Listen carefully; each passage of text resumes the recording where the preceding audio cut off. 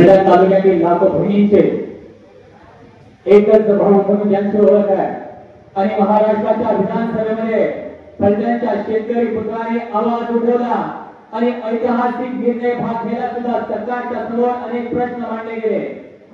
असे आपल्या सर्वांचे हक्काचे आमदार फलटण कोरेगाव विधानसभा मतदारसंघाचे लोकप्रिय आमदार आदरणीय सचिन दादा पाटील आपल्या समोर व्यक्त होत आहेत।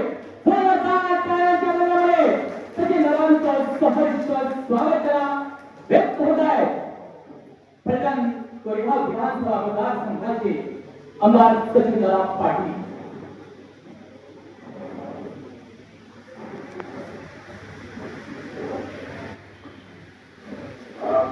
जनशक्ती संघटना यांच्या पद्धतीने आपण शिलाई केंद्रावर आणि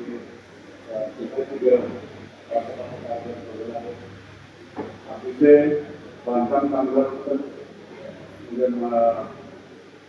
त्याचं काम हातामध्ये घेतलं आहे ते आमचे शरद गेले चांगला उपक्रम राबवत असतात, देखील घेत असतात, लोकांना मदत करण्याचं काम करत असतात। या कार्यक्रमासाठी आमचे उपस्थित असलेले माझे नेते माझे खासदार अध्यक्ष निंबाळकर अमरभैया निंबाळकर, आमचे राष्ट्रीय जनता पार्टीचे जिल्ह्याचे सभापती जयकुमार शिंदे, आमचे संतोषजी गावडे, नितीन गोडसे, विजय कदम, आमचे पंचायत मंडळाचे अध्यक्ष बापूराव शिंदे, शुभमजी शिरवडे, सरपंच आजापूर, आमच्या भारतीय जनता पार्टीचे पक्षाच्या जिल्हाध्यक्षा गीताताई राऊत, लतीफबाई जे कायमच बांधकाम कामगारांच्या पाठीशी लतीफबाईचं उभ्या असतात आणि ठिकाठिकाणा काम करून योजना गटाला आवडच्या अधिकारी वर्गांचा बरोबर करत असत, कमी वेळात आपलं काम करून घेतं नेहमीच प्रयत्न लागतात। आम्ही तालुक्याचे मंडळ आणि प्रणवरे म्हणजे संतोषजी सावंत, दुसरे मंडळाध्यक्ष समोरकर, संतोष सावंत, सोमनाथ देशकर, विजय सका चव्हाण, उत्तर प्रदेशचे नेते राजेंद्र धर्मान, सुरेश चाटे, शिंदे, माजी सरपंच आकरगाव, रणजित चव्हाण सरपंच दहेगाव, संभाजी चव्हाण उपसरपंच दहेगाव आणि रामभाऊ शेळगे जे दहेगावचे युवा नेते आणि सर्व महिला आघाडीच्या आमच्या मंडळी, माझ्या समोर असलेल्या माझ्या भगिनी आणि बांधव,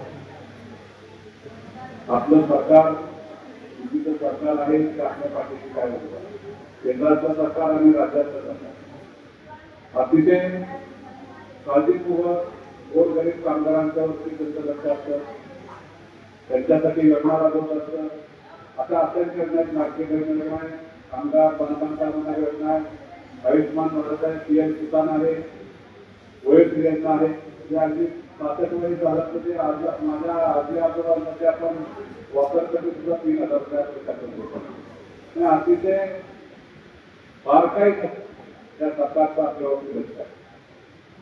मी सर्वप्रथम देशाचे पंतप्रधान मोदी साहेबांचं त्यावरती अभिनंदन करतो, तर एवढ्या बारीक गोष्टी होत त्या राज्याचे मुख्यमंत्री देवेंद्रजी फडणवीस, माझे नेते राष्ट्रवादी काँग्रेस पार्टीचे उपमुख्यमंत्री अजितदादा पवार साहेब आणि शिवसेनेचे एकनाथ शिंदे साहेब, हे युतीचं सरकार आणि हे मुख्यमंत्री आणि 2 उपमुख्यमंत्री आपल्या पाठीशी काय खंबीरपणे उभं राहण्याचं काम करतात।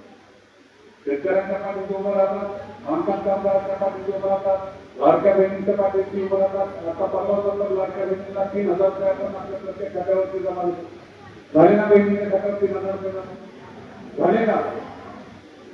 नक्की झाले का? आवाज येत नाही।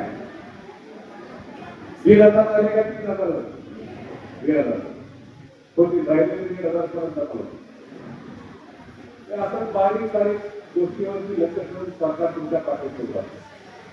आपणही त्याच पद्धतीनं तुम्ही सगळे सरकारच्या पाठीशी काय आपण लोक असतात आणि तुम्ही ते वेळोवेळी दाखवून दिले हे सरकार काम करणार, सरकार शेतकऱ्यांच्या पाठीशी उभा राहणार, भारत सरकार आमदारांच्या पाठीशी उभा राहणार. म्हणून आपण तेवढ्याच ताकदीने तेवढ्याच प्रमाणात आपण या सरकारच्या पाठीशी उभा आणि तुमची ताकद असल्यामुळे तुमच्या ताकदीच्या जोरावरतीच आपण सरकारकडून विविध प्रकारच्या योजना आपण आणत असतो आणि तुम्हाला देण्याचं काम करतो. आम्ही फक्त मान्य म्हणून खासदार साहेबांची शिकायला असते की मान्य तालुक्याच्या प्रत्येक मजुरांना, प्रत्येक कामगारांना नाही ना काही मिळालं पाहिजे. आता बांधकाम कामगाराबद्दल असंख्य योजना त्याच्यामध्ये आपण भांडी वाटप करत असतो. त्यांच्या मुलांना मुलींना शिक्षणासाठी 25,000 रुपये आपण सुरुवातीला देत असतो. 1,00,000 रुपयापर्यंत आपण टोटल 1,00,000 रुपयापर्यंत आपण त्यांच्या मुलींना शिक्षणासाठी देत असतो.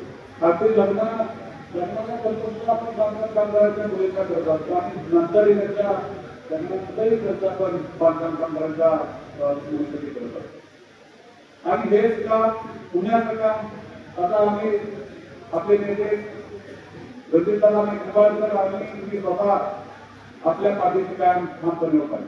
प्रत्येक अडचणी तालुक्याच्या येथील आपल्या ह्या संघटनेमार्फत काम चालू आहे. शरद एक साधा कार्यकर्ता, तळमळीचा कार्यकर्ता आपल्या घराघरापर्यंत पोहोचतो आणि आपल्याला कुठल्या ना कुठल्या तरी योजनेचा लाभ मिळवण्यासाठी काम करत असतो. आणि अशाच प्रकारे प्रत्येक गावामध्ये आमचे जे कार्यकर्ते आहेत, जे आमचे नेते मंडळ आहेत, ते सुद्धा तळागाळापर्यंत जाऊन आपल्यापर्यंत आपल्या कुटुंबापर्यंत पोहोचण्याचं काम करत असतं. तर या योजनेचा लाभ आपल्याला कसा होईल यासाठी कल्पना असतात. आता आपण परवा जिल्हा रुग्णालयामध्ये जे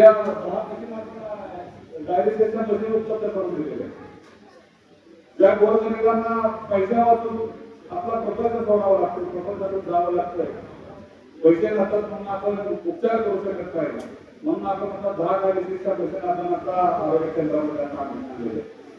तर ते सुद्धा अशी छोटी मोठी कामं आपण सारखे आपल्यासाठी सेवेमध्ये आपल्याला करत असतो की तुम्हाला त्याचा फायदा झाला पाहिजे, सर्वसामान्यांना फायदा झाला पाहिजे, वंचित घटकांना फायदा झाला पाहिजे, ही त्याच्या मागची महत्वाची भूमिका आहे.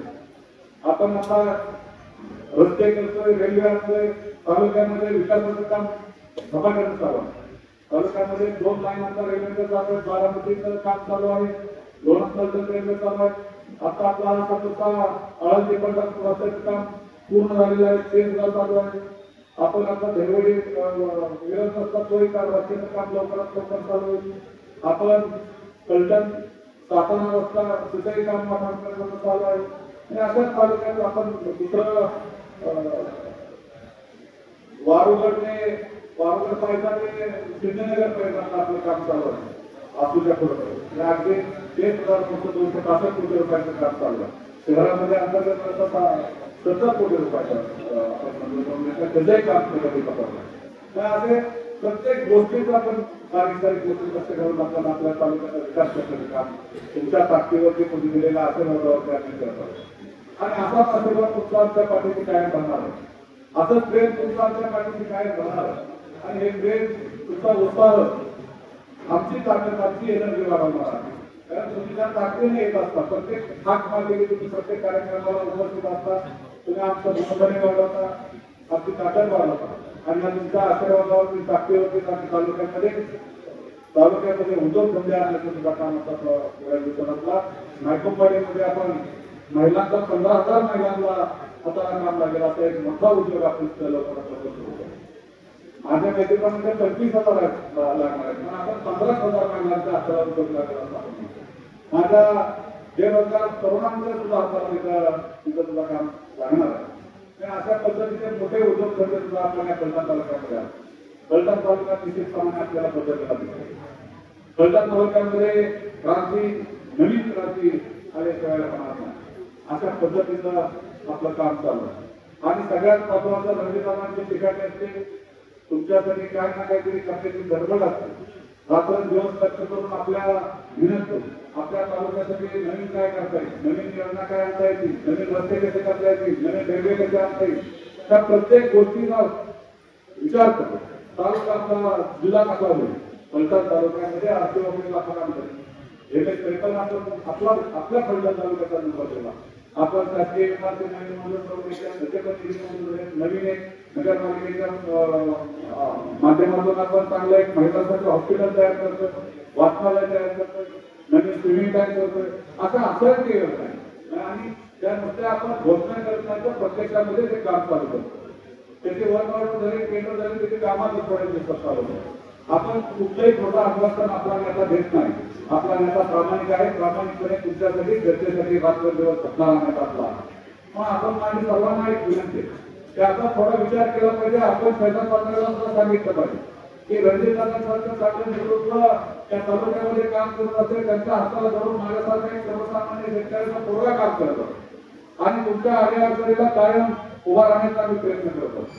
आणि याच्यासाठी आपण प्रत्येकाच्या शहराच्या घरात जाऊन सांगितलं पाहिजे की आमचं नेतृत्व, आमचं नेते चांगल्या पद्धतीने काम करत आहेत. जे काय आता तिथे थोडेफार घडायचे त्यांना तो सांगितलं आहे, मला माझा इकडे या रद्दीकरणाच्या नेतृत्वाखाली आपण आता काम करूया आणि तालुक्यामध्ये नवीन क्रांती घडूया, असाच आपण एक नारा देऊ.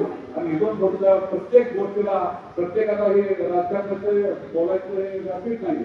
मी मुद्दाम त्या राजकारणाचा उल्लेख करताना इथून पुढच्या ज्या ज्या गोष्टीसाठी तुम्ही पाठीमागे द्या, आशीर्वाद द्या, त्या आशीर्वादाचं चीज केल्याशिवाय आम्ही म्हणजे राहणार नाही. एवढा शब्द तुम्हाला या निमित्ताने देतो.